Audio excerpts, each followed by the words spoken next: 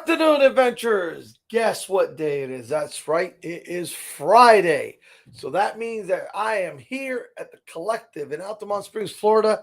So welcome to John's Dungeon Corner. That's right. Here we are, November, first weekend. Wow, wow, wow. How the year has gone by. Yeah. A lot of things have happened. A lot of things are still happening. But hey, good things all around.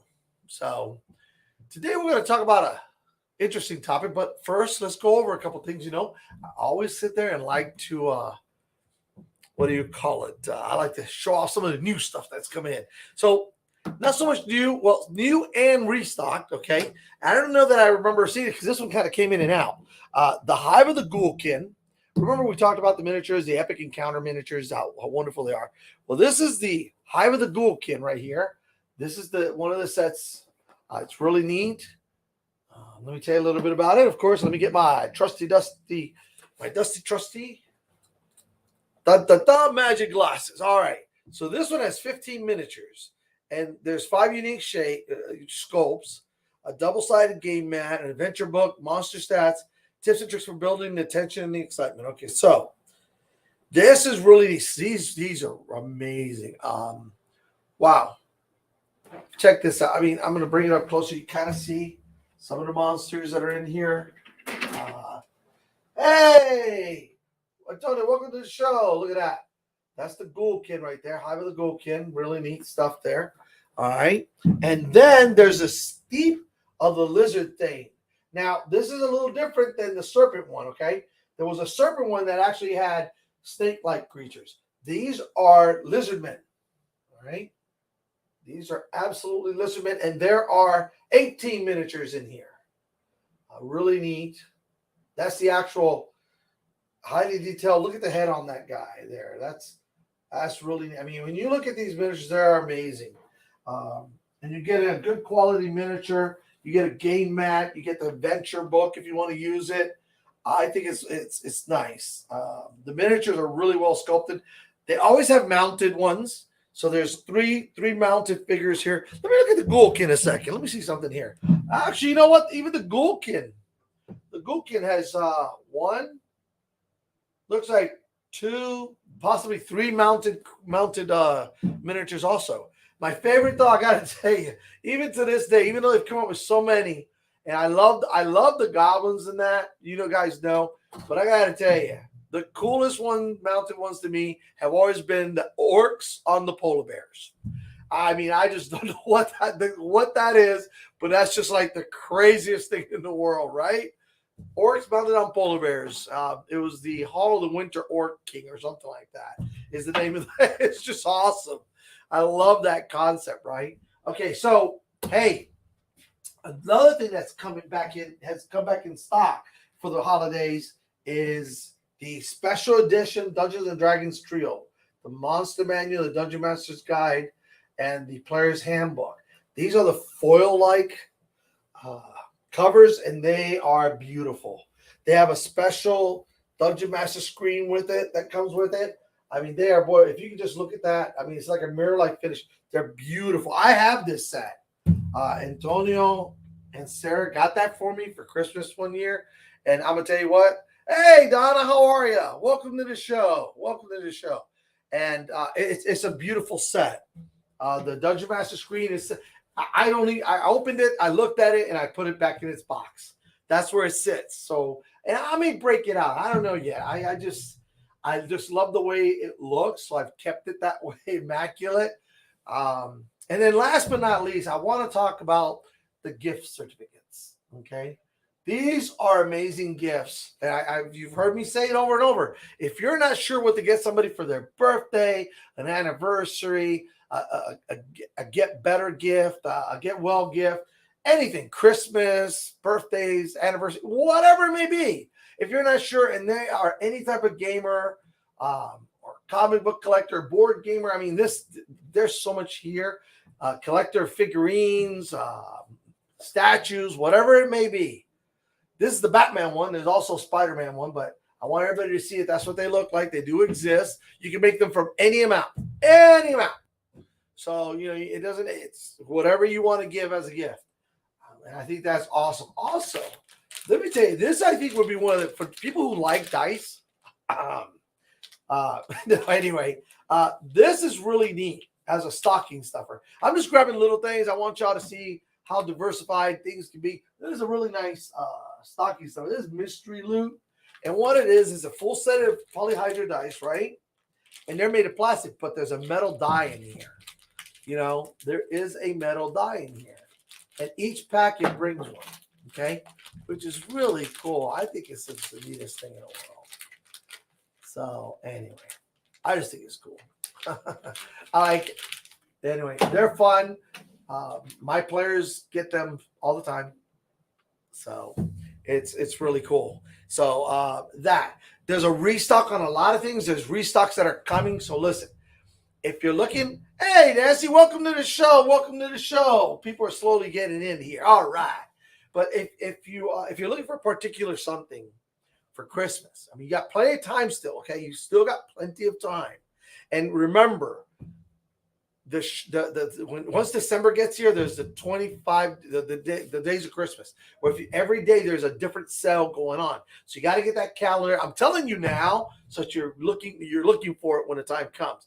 Don't wait till middle of December and go, okay? So make sure that you're aware. Come by, start looking for that calendar, because it'll tell you what the special is every day of the week, every day of the month, okay? Because it will be a different one every day. It's really neat the way they do that here. Also, don't forget, tomorrow is the 4th. And what does that mean? Fiona's show is on. Remember? The tile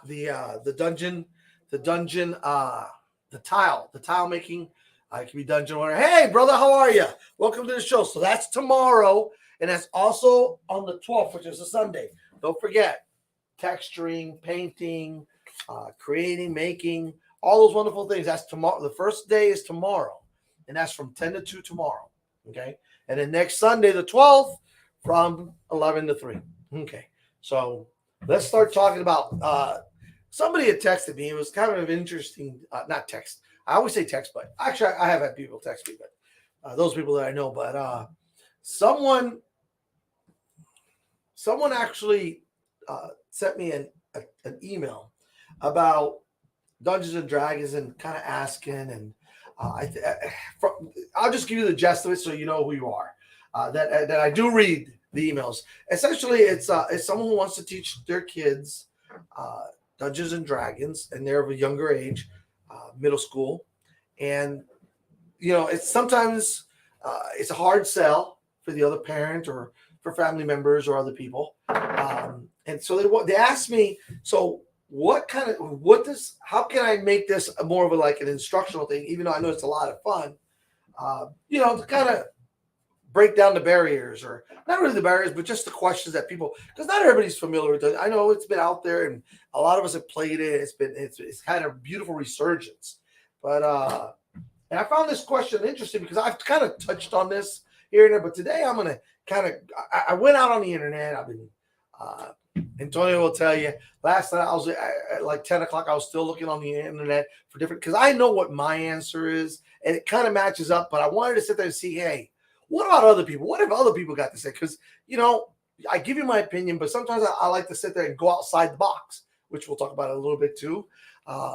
Yes, the shirt, Dungeon Dad, it says like a regular dad, but cooler, which is true.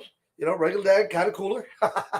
But that was a gift from Antonio and Sarah too. So let's talk about this. So the question, I guess, would run around to what D&D helps develop in real life, right? So what can we learn from Dungeons & Dragons that can be applied to real life? So I kind of put together a couple things and kind of researched a little bit. So here we go. One of the first things that I think it develops is, in the development of the character. Let's go to that, all right? And I want to make sure I don't jump ahead, is critical thinking. Now, what the heck does that mean, right?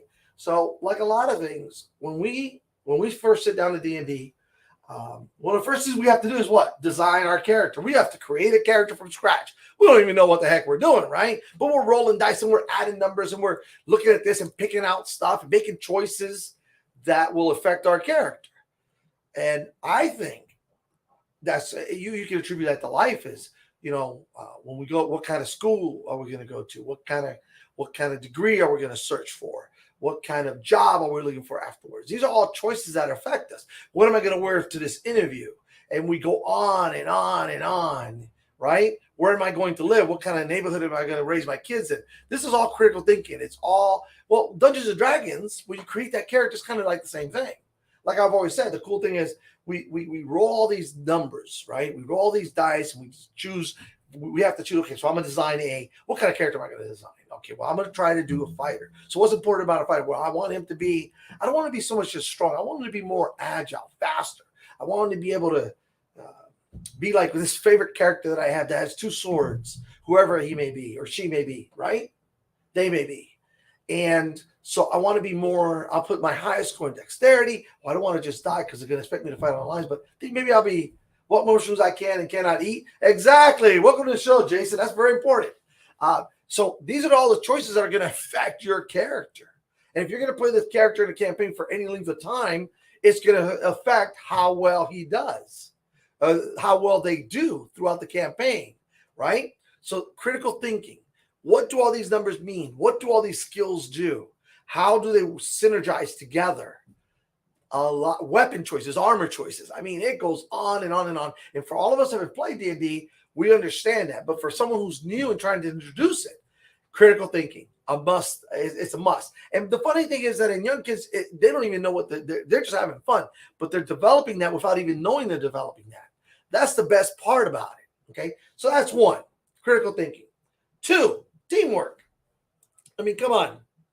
Sure, every character likes to think that they're a one-man, one-person army, right? I'm going to go in there because I'm the top-tier warrior, and I'm just going to blow stuff up. I'm going to kill everything. But team building skills, as you have to work together, complete exactly, Nancy. That's and in real life. Oh my gosh, does one person build a skyscraper? Can one person by themselves build a highway? All these things, and I'm talking about pretty big skill, but even still, how many people does it take to design that video game? Right? Okay. You see what I'm getting at? And you got to be able to work with people. That's probably, do you know the biggest problem to progress is teamwork? Because everybody wants to feel more important than the next person.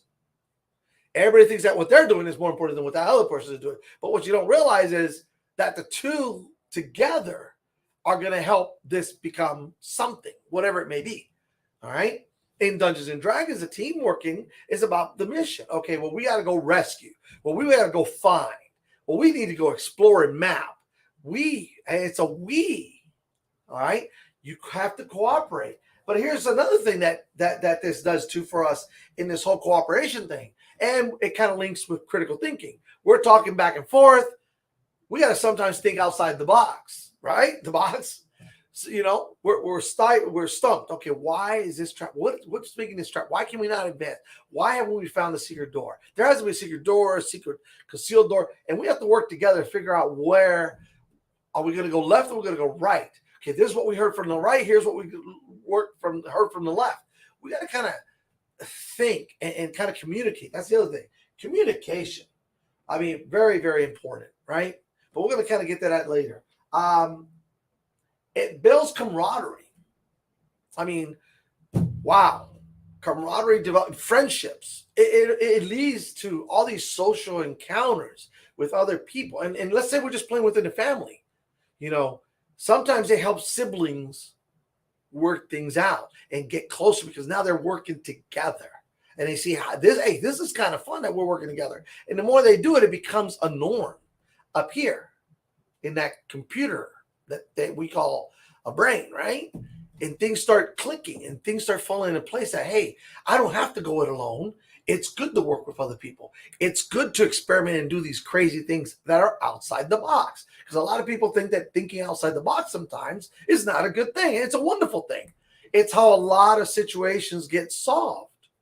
A lot of difficult problems become simple ones because we thought outside the box. It sounded weird. It sounded strange, completely out there. But guess what? That's the solution that we needed. Or it led us to the solution because we kind of went outside the box.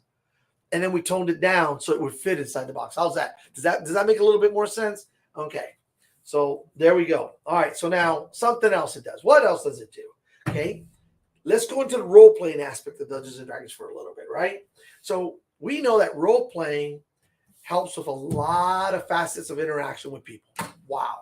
Hey, Sarah. I know you're there next to Antonio. Welcome to the show. I know you're there. And what do I mean by interaction with people? Well, think about it. We cannot play Dungeons and Dragons sitting here like this.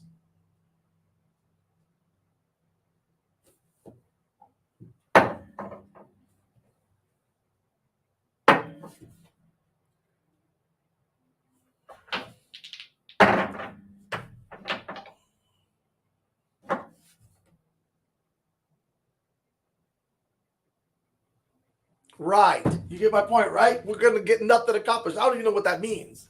So we have to talk. Even if it's a minimal interaction, we have to talk. What did you roll? What's your initiative? Okay, roll your damage. Okay, I got 5 points of damage. Okay, there's an interaction that has to go on, even with those who are minimally. Oh, no one can see the D20. It's okay. I was just kind of like pointing out that, look, this is what I rolled. It's like, okay, what are you doing there? There's other numbers that you have to add in there, right? So that's kind of what I'm getting at, is that it's not a silent game. You have to talk. Okay, even if it's minimal, you have to interact with the dungeon master. Even if you're that silent, strong type who's the rogue and doesn't say anything to anybody else, you got to discuss. You got to talk with the DM. You got to communicate with them. What's your character doing? That doesn't work, being silent. So something has to come out. I'm going to go sneak up behind the orc. Okay, roll to hit. All right, roll 13. Let's see. Does a 17 hit? Yes, it does. Roll your damage. Okay, I get one for my short sword and one for my sneak attack. Okay, I got 12 points of damage. Excellent. You see now there has to be that interaction. So even an introverted person or a shy person or someone who's not comfortable around new people will slowly start coming out of their shell. And it may have been their friend that invited them. It may have been the dungeon master that invited them. It doesn't matter. Maybe they just walked in and thought it was interesting. There's an interaction that happens that starts breaking down those barriers. And over time, I'm not going to say it's going to happen overnight, but over time, that shy person now comes out and feels more comfortable. Hello, my love. Welcome to the show. That person starts feeling more comfortable around strangers, talking with people, interacting with people. It's all make-believe. So that's half the fun of it, is it's all make-believe. You know, some people get really attached to their character, so there's an emotional, empathetic bond in there. And sometimes all the characters, they feel like, oh my gosh, we got to support that cleric because they've helped us out so much, you know? And they feel for that character when something goes wrong, and they rush to their, and people start, and I'm telling you, it's the mannerisms, the emotions, the things that go into a D&D game are really neat. It's what kind of causes that whole, it's like you're stirring this pot of stew and all these ingredients are in there. And that's what Dungeons and Dragons is like. You're stirring this pot and you're stirring the pot. You're doing the role playing. You're doing the communicating. You're feeling for the character. You're working together. You're overcoming. You're moving on to victory. And you're stirring, and all of a sudden there's that stew, and wow, the stew is amazing. And it took a while to get there. And it took a lot of different things to get there, but you got there. And now you're reaping the fruits of your labor, kind of to speak of, by eating it, right? Well, it's the same thing. At the end of the session, you know, there's really no winning and losing. That's the wonderful thing. People always ask me, how do you win at Dungeons and Dragons? Well, you really don't. You achieve your goal and you move on to the next one, because that's the way life is, right? It doesn't just end when you meet a certain, I bought my new car, life's over. No. There's something else. And then there's something else. And then there's something else. And you set these goals. Hey, William Sam Quinn, welcome to the show. Haven't seen you in a while. Hey, my buddy Sam, I love it. Hey, you know what I'm thinking, right? What am I thinking? What am I thinking? It's a comic book. What am I thinking? Okay, we'll leave it at that.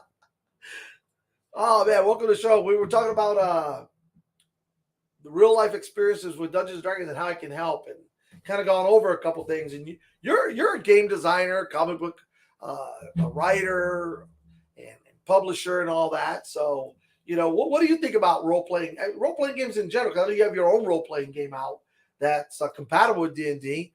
And how have you seen that? I mean, I know you can't really talk; it's a lot of writing, but oh no, I know. Hey, I know you've been a busy man. I appreciate you coming on to the show and just saying hi. So you're definitely appreciated. But yeah, so we talked about developing teamwork and problem solving and camaraderie. We're talking about role playing, and now another thing about role playing is negotiation. We have come a long way since we started. Plus, we have done things outside the group, went to dinner and MegaCon, forming this. Exactly. That's what I was talking about, the camaraderie and the friendships that develop from the game. Okay. I mean, everybody on here knows each other. We all play either in each other's games or visit with each other when the games are going on. And it's really neat because that game, Dungeons and Dragons, has brought us all together. And we would have never known each other otherwise. We may have run into each other and said, hey, hi, and answer some questions and move along, because that's what normally happens, right? But sitting down and just, like I said, going way back with JB and Jason, and then eventually Aaron and Nancy and all the people, Donna, who's on here, we all met through Dungeons and Dragons. It was pretty amazing. And, now Donna's my co-host when she can. She's out sick today. She doesn't want to give anybody, she's not feeling very well, kind of under the weather, so she's not here, but things have developed. It's really neat the way that community forms, and friends of friends become friends with friends, right? So, and you do things out. We went to MegaCon together. We've gone to dinner together. JB treated us to dinner, and it was awesome. It was just great. It was unforeseen. He just did it. And we've gone out for people's birthdays, and we've met here, we've met there. We do things, and that's how friendships go. But it all happened through this crazy thing, melting pot called Dungeons and Dragons. Okay? Now, sure, I was talking about negotiations. So in the game, as a role-playing, hey, Donna's here. She's here, but not here. Yes, you are here, but not here. He was sneaky paying for the bill before me. Yeah, so Antonio, it was Antonio's idea to actually pay the bill, but he caught the bill because we went to the restaurant. His daughter works there, so she gave him the bill because he had asked her. He set it all up. Antonio tried. I've met the best people through D&D, and you're right. And sometimes you meet people that, well, maybe you don't care to be around, but that's okay. That's your choice. The thing is, it gives you the opportunity to meet people. That's the important part, right?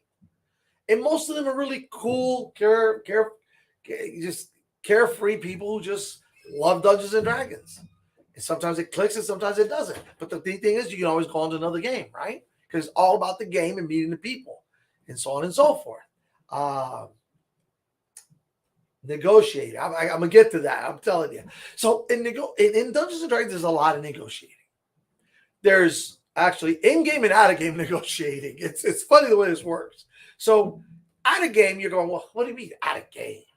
Well, watch. Okay. So let's say Antonio and I are playing, right? We go to a game and we're playing, and I go, hey, Antonio, tell you what, I'll if you buy this book, I'll buy this one, and then we'll have them both.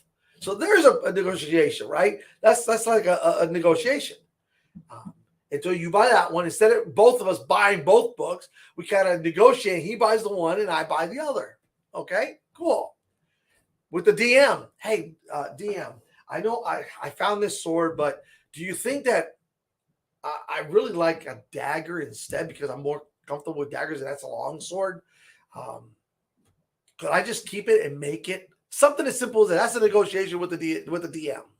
Believe it or not, that is a negotiation with the DM. Because it's a long sword and you're negotiating with the DM.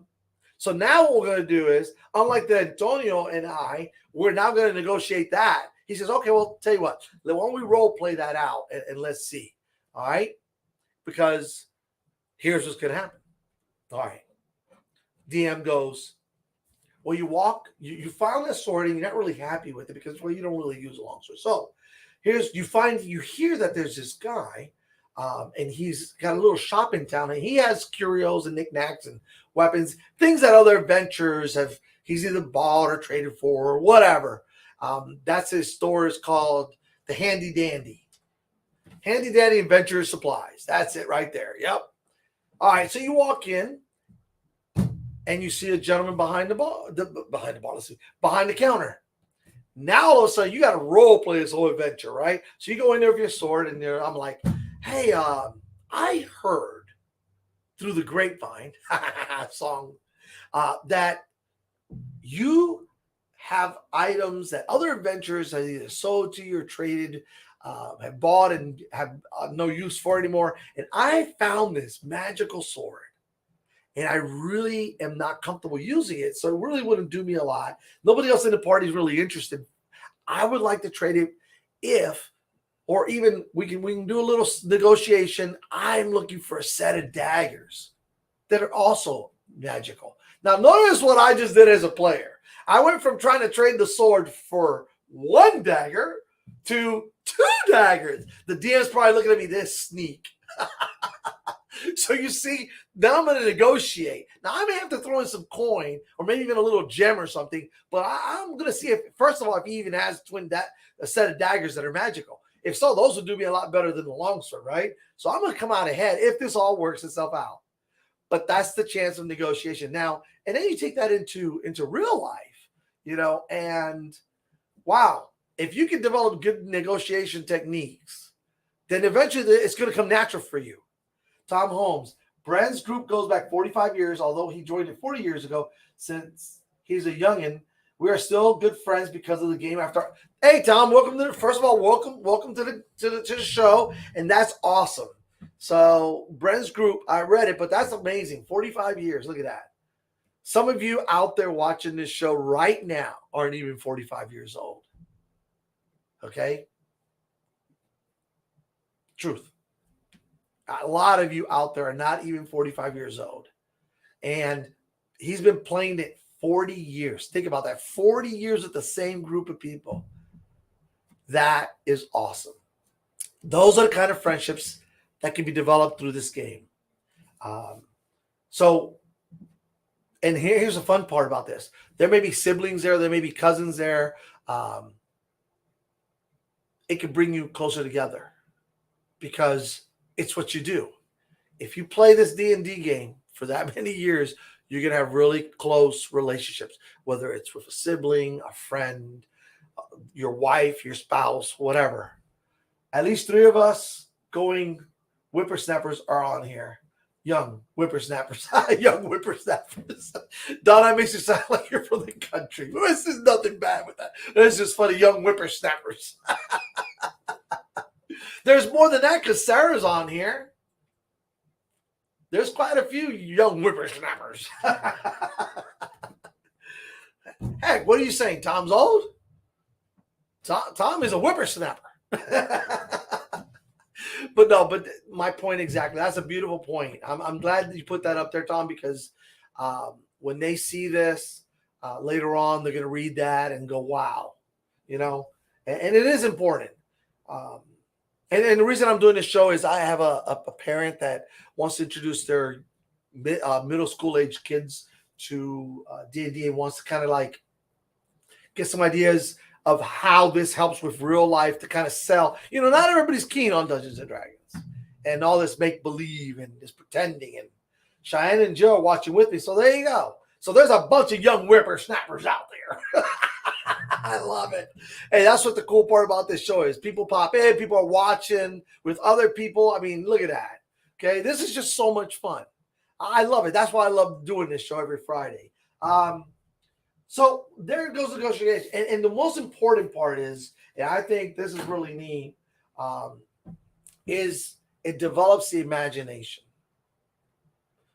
And it develops the imagination in so many ways that you can't even really foresee, right? And what I mean by that, it's like, all right, so we're playing make-believe, just like we used to back when we were kids. Back when we were kids, we played some kind of make-believe, right? all kinds of different make believes. And if we didn't have siblings, we played games by ourselves and we pretended we were other players, right? We played like other players would play just so we could play a game sometimes. But it was all make believe, right? It was make believe. So Dungeons and Dragons comes along, and now you got these fantastic worlds out there with dragons and magical weapons and spells and all kinds of cool stuff, right? And we start playing Dungeons and Dragons. At first, it's kind of foreign to us. I mean, maybe we've watched animation, maybe we saw the Dungeons and Dragons movie, maybe we've seen some heroic, maybe we saw He-Man, the Power Rangers. It doesn't matter. All these cool things, and we want to be a hero of our own story, right? So we start playing D&D, and we get into it. And where do we go from there? You ask yourself, right? Okay, what if we become a writer? What if we become an artist? Because during our D&D sessions, I started drawing the characters. I started drawing some of the main villains, right? And I got into art. But what is art? Oh, good question, right? Right? We can sit there and we create this character. This is what is it? An elf, blonde, long blonde hair, pointy, not too pointy ears, chisel face. You get what I'm getting at? There's an imagination that's developing. Write our own stories, write our own adventures. Okay? Create a video game. Create our own role-playing game. The imagination all starts rolling, if it hasn't already. And sometimes, and here's something interesting that I noticed. A lot of these players that I was listening to online started playing when they were in high school. Before high school, they were 13, 14, somewhere at the end of high school. Some started in college. So in their teens, early 20s, right? Then they stopped playing. And now they're getting back into it. You know, why they stop playing, I'm not going to get into all that. Okay. Some do get into it, some don't. But regardless, they came back to it. And one of the things they missed, that they said, was the camaraderie, the friendships. You know, they're like Tom just said. You know, here it is.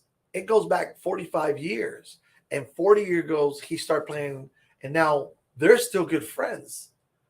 They stayed in touch through the game, and that's amazing. Because how many friends have we lost track of throughout the years? The older you get, the more friends you lose track of, because, well, even in this day and age, it's hard to keep up with everybody, right? Nancy says, like me. Yeah, exactly. You played and then came back to the game. Now, I've been playing since forever. Never really stopped. It's just, yeah. But it's amazing. The people that I know that used to play have come back to the game. And it's great because you've already got it in you. As a kid, you made believe. You used to play make believe. You just have to remember what it was like and the fun that you had. And now you've got all these other people that want to play and make believe with you. And that's what's awesome. Because now you don't have to make pretend. You've got real live people who want to make believe with you. And that is all. I almost disappeared, but you pulled me back. And I'm very grateful for that. Well, hey, it's been awesome. And you're doing a great job. You know, Donna she put on the mantle and hat of a dungeon master, and she's got a great group going, and it's a lot of fun. And sometimes, and that's what you need. And I'll say this, Donna, and I'm please don't take this wrong, but Donna's one of the few female dungeon masters I've seen. It's just one of those things, you know. There are just certain things that have always, and I heard them talking about that. That's another thing that is this new renaissance, this new coming of age or whatever, coming of age or coming out of Dungeons and Dragons has helped, is that it's brought a lot more people into the fold.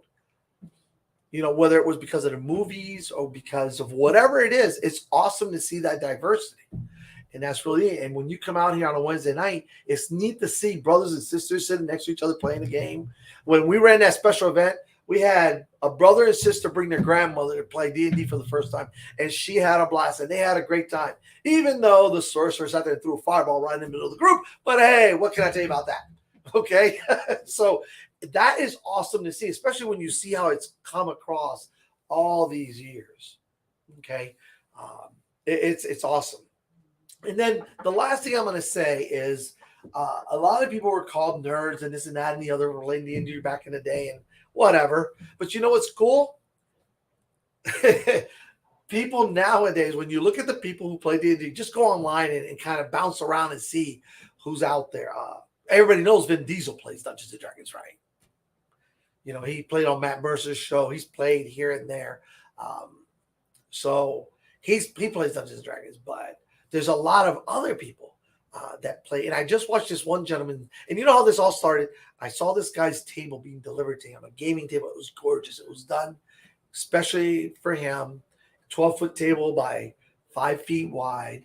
And he is on I can't remember his name. That's the sad part. I don't remember his name, but he was talking. He's been on talk shows. And one of the talk show hosts loves Dungeons and Dragons. He started playing when he was in college. He's got his own talk show, you know. And of course, I couldn't tell you his name either. But if you go out there, you'll see it. The guys have been in movies and that, and the guys at talk shows. There's football players. I've told you, professional football players that have invited others, and now they have their own little group, and they play D&D. There's been, of course, artists and very, very intelligent people. I mean, in my group, in the group that I run, all right, just to kind of give you an idea, I have a college degree, and I'm working on my bachelor's. Yep, still going to school. It's kind of crazy. But within my group, there's people who have bachelor degrees, master's degrees, you know, professionals that really never did D&D or have been doing D&D. So a lot of people say, oh, well, it's only for, no, it's for everybody, anybody and everybody. Education level doesn't matter because, you know, from middle school, even elementary school, all the way up to masters and PhDs, right? We have a friend, Antonio and I, that we used to play a live action role playing game with. He has 2 or 3 PhDs. You know, he has doctor in front of his name, which one day I'm going to get. Scary, right? Dr. John doing Dr. John's Dungeon Corner. Oh my gosh. Anyway, I know I crack up myself. I crack myself up. There we go. But anyway, so there you have it. It's a lot of fun. What you get out of it, and here's a fun thing: you don't go into it planning on getting all this out of it. It just happens because of the way the game is geared up. And its creator, I mean, he passed away unfortunately. Gary Gygax. He was actually a professor at Full Sail. It does, doesn't it? Dr. John's it does. Actually, you know, I was, and now kind of getting into a weird kind of something that I just went down the rabbit hole, right? Looking at all this stuff. You know, they are actually using, and this is no kidding, you can go research this online and hear the people talk about it at like Ohio State University, at there's a school in Indiana where a guest speaker was talking about this actually, and they were talking about how therapists and doctors are using Dungeons and Dragons, have created groups to help people cope with it. And then the one in Indiana was talking about there's a group for oh my gosh, what was it? Something to do with women and something that happened. And there is a group for them, for veterans that have come back from active duty. And for first, it's amazing what this doctor is doing. And they're doing it through Dungeons and Dragons and role-playing games. Because Dungeons and Dragons, we're just talking about Dungeons and Dragons, but, you know, role-playing games, period. Okay, which is what it is. It's a tabletop role-playing game. TTRPG, right? Okay. And that distinction of TT didn't come in until all this other stuff like VR, or not VR, but MMO, the online games started coming out. So they had to kind of differentiate between this RPG and that RPG. Okay, so, and I'll tell you what, I like online games as much as anybody else, but there is nothing, even if you're using Discord or any of those kind of systems or whatever, there is nothing better. Yes, role play therapy is very effective and it helps. and it's actually documented by doctors, and there's a whole. I didn't even know this, but there's like a whole research experimental community out there. It's just trying to see how it can help people cope with certain things, and it's just amazing. Okay, just simply amazing. Which I'm not going to get into here. I just wanted to kind of make you guys aware, and when you hear this and see this later on, maybe that will help you. Go online, research it, look. It's out there. The information is all out there. I'm just kind of scratching at the surface. Most of this is really from my point of view. I just kind of wanted to see if I was just out there outside the box as usual, just running around grabbing everything. Oh my gosh. You know what I've always wanted to do? I've always wanted to win on one of those games, go on one of those games where they let you go through a store and just grab everything you want. Could you imagine that? I'd be like a Tasmanian devil running through it. You got a time limit. I'd walk out of that store. I'd empty the entire store out. bring the moving truck because I'm going to fill it up. Anyway, so that's what I got for you guys today. Hey, so I hope it's been fun. You guys make it great. Everybody who comes on here, I appreciate you guys. Even if you only pop in for a second or two, it's always wonderful to know, hey, you're still out there kicking it, role playing, and rolling dice, And for those who watch later on, thank you so much. I see it. I've had people tell me the views are amazing. I really appreciate you guys taking a look at this later. And hopefully, even if you only get a little tidbit of this, it's okay because it's a lot of information. Cool thing is you can go back and look at it later. Oh, Nancy says, it's been great. We need to get back to our booth and finish setup. If you're looking for something cool to do this week, come out to Makers Fair at Orange County Fairgrounds, Robot Wars. We'll be there. Hey, good luck this weekend. Thank you for taking the time out.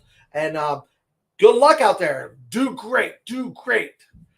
Nancy and her daughter and friend are embarking on a new enterprise. So if you get a chance to go out there, go by, say hi. And yeah, go for it. Good luck. 2 thumbs up. All right. So remember, Epic Encounters has really cool stuff out. A lot of restock has come in, especially for Christmas. Don't wait till Christmas though to start buying. I will be I'm already starting little by little because it's easier to do in waves rather than just trying to grab it all at one time. It's this rough, especially in this day and age, right? But hey. Gift certificates, you're welcome. You're welcome. All the best to you. Don't forget, gift certificates are amazing. I love these things. When I get these, it's like gold. Because sometimes what I want isn't here at the time. And sometimes it'll be in later or it hasn't arrived yet. So I hold on to this. These don't have expiration dates. And you know what the cool thing is? Let me show you something that they do here. That's awesome. You got to see this. I love this. All right, so let's say this was for $100. Okay, just pretend with me.